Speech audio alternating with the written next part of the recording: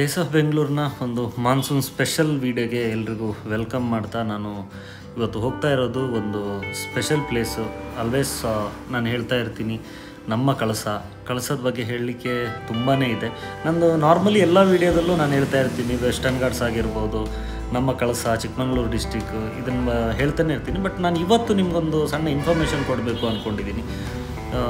ಈ ಪ್ಲೇಸ್ ಬಗ್ಗೆ ಆಗಿರ್ಬೋದು, ಇದು ನೋಡಿದಾಗ ನಿಮಗೆ ಖಂಡಿತವಾಗ್ಲೂ ಗೊತ್ತಾಗುತ್ತೆ.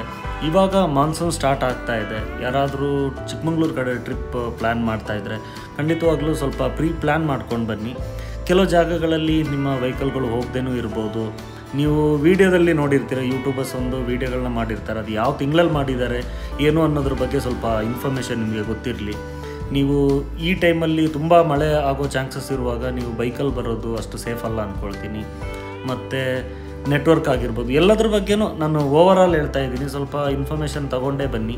ಇವಾಗ ಜೂನ್, ಜುಲೈ ಈ ಟೈಮ್, ಆಗಸ್ಟ್ ಇವಾಗ ಸ್ಟಾರ್ಟ್ ಆಗಿಬಿಟ್ರೆ ಅಂತೂ ಸ್ವಲ್ಪ ಮಳೆ ಜಾಸ್ತಿ ಇರುತ್ತೆ. ಹಾಗಾಗ್ಬಿಟ್ಟು ಕೆಲವು ಜಾಗಗಳಲ್ಲಿ ನಿಮ್ಮ ವೆಹಿಕಲ್ಗಳು ಹೋಗೋದಿಲ್ಲ. ಇವಾಗ ನಾನೇನು ತೋರಿಸ್ತಾ ಇದ್ದೀನಿ ಈ ಪ್ಲೇಸೆಲ್ಲ ತುಂಬ ಈ 4 ವೀಲರ್ ಆಗಿರ್ಬೋದು, ಈ ಪಿಕಪ್ಗಳೆಲ್ಲ ಹೋಗಿ ತುಂಬಾ ರಸ್ತೆ ಅಷ್ಟು ಚೆನ್ನಾಗಿಲ್ಲ. ನೀವು 2 ವೀಲರಲ್ಲೆಲ್ಲ ಹೋಗಬೇಕು ಅಂದರೆ ಈ ಎಂಟ್ರಿ ಹತ್ರನೇ ನೀವು ನಿಮ್ಮ ಗಾಡಿಗಳನ್ನ ನಿಲ್ಲಿಸ್ಕೊಂಡು ಅಲ್ಲಿಂದ ವಾಕ್ ಹೋಗೋದು ತುಂಬ ಒಳ್ಳೆಯದು.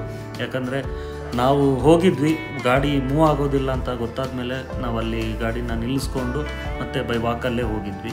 ಮತ್ತು ಚಿಕ್ಕಮಗಳೂರಲ್ಲಿ ನೀವು ನಾರ್ಮಲಿ ಹಿಲ್ ಸ್ಟೇಷನ್ ಇದ್ರ ಬಗ್ಗೆ ಎಲ್ಲ ನಿಮ್ಗೆ ಗೊತ್ತಿರುತ್ತೆ. ನಾನು ಖಂಡಿತವಾಗ್ಲೂ ಒಂದು ಸ್ಪೆಷಲ್ ವೀಡಿಯೋ ಮಾಡಬೇಕು ಅಂತಲೇ ಅಂದ್ಕೊಂಡಿದ್ದೀನಿ. ಇಲ್ಲಿರುವಂತಹ ಮರಗಳು ಇದ್ರ ಬಗ್ಗೆ ಹೇಳಬೇಕು ಅಂದರೆ ತುಂಬಾ ಇದೆ.